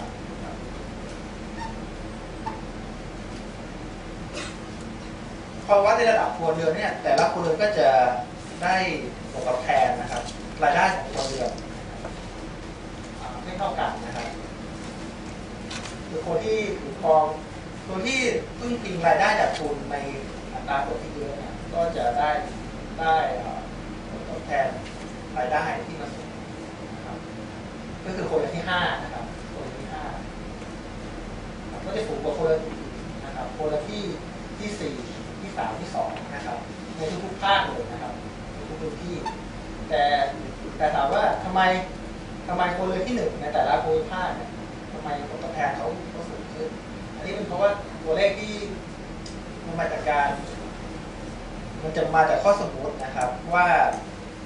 คนที่ยากจนเนี่ยก็ยังถือครองทุนในระดับที่เยอะพอสมควรเยอะกว่าการถือครองRTPเขาอะครับมันทำให้ผมมันค่อนข้างจะค้านความรู้สึกนิดนึงนะครับแต่กระนั้นก็ตามนะครับพอวัดเป็นค่าจีนี่เนี่ยขึ้นมาเนี่ยความดุร้ายนะครับจากกรณีถามนะครับก็จะเพิ่มขึ้นนะครับเรื่อยๆนะครับอันนี้คือกรณีถามนะครับแล้วก็ไล่ขึ้นไปก็จะเป็นกรณีที่ EP 331ก็คือลดภาษี 10% เพิ่มประสิทธิภาพ 1% นะครับก็จะถึง EP 35ก็คือลดภาษี 5% และเพิ่มประสิทธิภาพ 5% นั้นค่าความเหลื่อมล้ำนี่ก็จะเพิ่มขึ้นนะครับเพิ่มขึ้นเล็กน้อยนะครับตั้งแต่ 0.6309 ไปจนถึง 0.6319 นะครับมันจะเพิ่มขึ้นที่แล้วประมาณ 0.2 ในอัตราคงที่นะครับก็คือมีความเหลื่อมล้ำมากขึ้นเพราะว่าคนที่ถือครองทุนคือคนที่ทำตัวได้ผลประโยชน์มากกว่าคนที่เหลืออยู่นะครับอันนี้คือเป็นส่วนที่จะทำต่อไปนะยังไม่จำลองผลก็คือว่าอาจารย์ระยะก็แนะนำว่าให้ไปดูนโยบายด้านการสวัสดิการด้วยนะครับก็คือว่าก็จะอยากจะเอาการด้านสวัสดิการด้านการรักษาพยาบาลและการรักษาเนี่ยเข้ามาอยู่ในการจำลองแล้วก็ จะรองผลต่อไปการศึกษาความเหลื่อมล้ำนะครับนั้นต่อไปก็จะศึกษาการใช้สิทธิประโยชน์นะครับจากนโยบายเรียนฟรี 15 ปีในหลักการศึกษาและการเรียนในระดับอุดมศึกษานะครับส่วนในระดับการรักษาพยาบาลเนี่ยก็จะศึกษาเรื่องของใน3ระบบนะครับระบบประกันสุขภาพทั่วหน้าบริการราชการและประกันสังคมนะครับก็ไปคำนวณนะครับว่าแต่ละนี่ขอข้ามเลยในแต่ละครัวเรือนเนี่ยเขาได้รับส่วนแบ่งการทั้งด้านการศึกษาและสาธารณสุขเท่าไหร่นะครับก็พบว่าในด้านการศึกษาในครัวเรือนในภาคอีสานที่ยากจนที่สุดนะครับได้รับส่วนแบ่งของการศึกษามากเลยนะครับเพราะว่าอะไรเพราะว่าสัดส่วนคนที่เรียนในมหาวิทยาลัยของคนกลุ่มนี้มันเยอะครับมันเยอะกว่าคนกลุ่มอื่นถ้าผมชี้ให้ดูตรงนี้นะครับอันนี้คือสัดส่วนอัตราการใช้สิทธิประโยชน์ในการเรียนมหาวิทยาลัยโดยเฉพาะภาคอีสานที่จนที่สุดเนี่ยมีจำนวนคนที่เรียนในระดับมหาวิทยาลัยมันเยอะกว่าคนกลุ่มอื่นมากนะครับซึ่งอันนี้ก็ต้องไปดูในรายละเอียดว่าไปเรียนที่ไหนยังไงนะครับเพราะว่าอาจจะมีเรียนราชภัฏหรือว่าเรียนมหาลัยของรัฐที่มันแตกต่างกันแล้วก็เงินที่ได้รับกลุ่มนี้ก็จะแตกต่างกันด้วยนะครับแต่นี่เป็นการศึกษาในเบื้องต้นว่าสัดส่วนที่คนในภาคอีสานนะครับที่ยากจนนะครับที่ได้รับส่วนแบ่งจากการศึกษาก็เยอะเหมือนกันนะครับในภาคเหนือด้วยนะครับที่ยากจนนะครับแล้วใน2 กลุ่มไม่ได้รับส่วนแบ่งเยอะคนนี้นะนี่ทำไมภาคอีสานกันขอโทษนะต้องถามเพราะว่ามันจะได้รู้เรื่องไม่ทำไมการศึกษาสูงมันตัวชี้วัดทำไมรายได้ต่ำมันพอภาคอีสานนะเราลองอธิบายเนี่ยคือผมก็เพิ่งเห็นตัวเลขกันนะแต่ว่าก็นี่คือเป็นคนที่กำลังเรียนอยู่นะครับไม่ใช่คนที่เรียนเสร็จแล้วกำลังเป็นคนที่ปัจจัยอะไรฮะปัจจัยอะไรมันไม่ทราบตัวชี้วัดอะไรวันนี้เราเอาตัวเลขมาดูก่อนว่าในแต่ละกลุ่มให้สัดส่วนใช้สิทธิประโยชน์ในสัดส่วนเท่าไหร่นะครับตัวเลขนี่เป็นต่อหัวหรือว่าเป็นอันนี้คือก้อนอันนี้ก็จำนวนเนี่ยจริงๆมันอาจจะเป็นไม่ได้ถ้าพวกคนอีสานนะเยอะน่าจะพูดถึงเป็นเปอร์แคปิต้าใช่ไหมต่อหัวมากอันนี้เป็นถ้าถามว่างบประมาณสัดส่วนที่ได้รับเนี่ยคืออันนี้ผมแอสซูมว่าทุกคนเรือนทุกคนนะครับถ้าสมมติหนึ่งคนเข้าไปใช้สิทธิ์ในการเรียนมหาลัยของรัฐเนี่ยเขาก็จะได้รับเท่ากันครับดังนั้นผมจะเอาตัวเลขตอนแรกเนี่ยแล้วสัดส่วนจาก SCS นะครับมาดูว่าสัดส่วนเนี่ยคือเป็นคนนะครับเป็นคนต่อจำนวนทั้งหมดนะครับสมมติอันนี้ผมโชว์เป็นสัดส่วนนะครับอันนี้ก็จะหลักหลายร้อยแต่คนอื่นก็จะหลักแบบน้อยกว่านะครับคือจำนวนคนนะครับที่ใช้สิทธิ์มันน้อยกว่าครับคือจำนวนคนนะครับแล้วหลังจากนั้นเนี่ยผมถึงค่อยมาคำนวณส่วนแบ่งดังนั้นถ้าผมแอดตูมอย่างนี้เนี่ยมันก็ต้องเป็นอย่างนั้นคือว่าคนในภาคที่ใช้สิทธิ์มากที่จะได้รับเงินมากด้วยครับส่วนแบ่งในงบและการรักษาพยาบาลเนี่ยก็จะเป็นคนภาคอีสานเหมือนกันนะที่ยากจนนะครับก็แน่นอนก็มาจากบัตรทองนะครับส่วนภาคกลางที่ร่ำรวยนี่ค่อนข้างจะหลากหลายคืออาจจะก็คือมันก็มาจากบริการของรัฐด้วยนะครับประกันสังคมด้วยอีกส่วนหนึ่งนะครับก็ไม่ได้แยกกันนะอันนี้ก็ปนๆกันแต่ว่าถ้าเป็นอัตราการอุดหนุนเนี่ยคือคนจนเนี่ยมันจะได้รับการเป็นอัตราที่สูงมากคือไม่ตัวเลขมันเกือบ100%คือไม่ต้องจ่ายเลยแค่ไม่ต้องจ่ายเลยนะครับนี่เป็นตัวเลขในเบื้องต้นนะครับคือว่าด้วยความที่เขาได้รับส่วนแบ่งในการอุดหนุนสูงด้วยเนี่ยแล้วก็เขาใช้จ่ายในอัตราที่น้อยเนี่ยดังนั้นเนี่ยอัตราการอุดหนุนเนี่ยมันจะสูงมากเกือบ100%นะครับในการรักษาพยาบาลก็เพื่อจะคล้ายกันนะครับให้คนจนได้รับการอุดหนุนในอัตราที่สูงนั่นก็จะเป็นการศึกษาในเรื่องต่อไปว่า ว่าถ้าสมมตินโยบายรัฐบาลนะครับในการใช้จ่ายในการให้สวัสดิการเพิ่มขึ้นเนี่ยก็จะช่วยลดการเหลื่อมล้ำได้ในอนาคตนะครับนั้นสรุปก็คือว่านโยบายที่ไม่เกิดการลงทุนนะครับเกิดการเหลื่อมล้ำที่สูงขึ้นนะครับแต่ตัวเลขที่ได้จากการจุลผลเนี่ยในขั้นต้นเนี่ยอาจจะน้อยไปหน่อยคืออาจจะมีความเหลื่อมล้ำน้อยเพราะว่าเราสมมติว่าคนเกินที่แต่ได้จากทุนสูงซึ่งมันก็ไม่น่าจะใช่นะครับส่วนการเพิ่มการใช้จ่ายด้านสวัสดิการอาจจะทำให้ปัญหาคนเหลื่อมล้ำที่มันน้อยลงได้เพราะว่าเขาใช้สิ่งนี้เขาจะได้รับการดูแลในอัตราที่สูงนะครับแต่ถ้าสมมติว่ารัฐบาลเนี่ยลดภาษีทุนด้วยแล้วก็เพิ่มการลงทุนด้วยมันก็จะนำไปสู่ปัญหาต่อไปว่ารัฐเนี่ยอาจจะดูแลได้นะครับแต่นโยบายแล้วก็ไปเพิ่มงบประมาณในการอีกเนี่ยทำให้ก็อาจจะทำให้เกิดการมีกิจการทางการคลังหรือเปล่าแต่เพราะว่าแต่การจะลงผลเนี่ยรายรับสัดส่วนรายจ่ายประจำต่อรายรับภาษีจะเพิ่มขึ้นประมาณ 5% จากประมาณ 0.83 ถึง 0.89 นะครับซึ่งตัววันนี้มันก็เป็น 0.90 อยู่แล้วก็คือ 90% นะครับเพราะว่างบก็คือถ้างบเป็นการศึกษาก็จะจัดแบบ20% ในการประจำครับ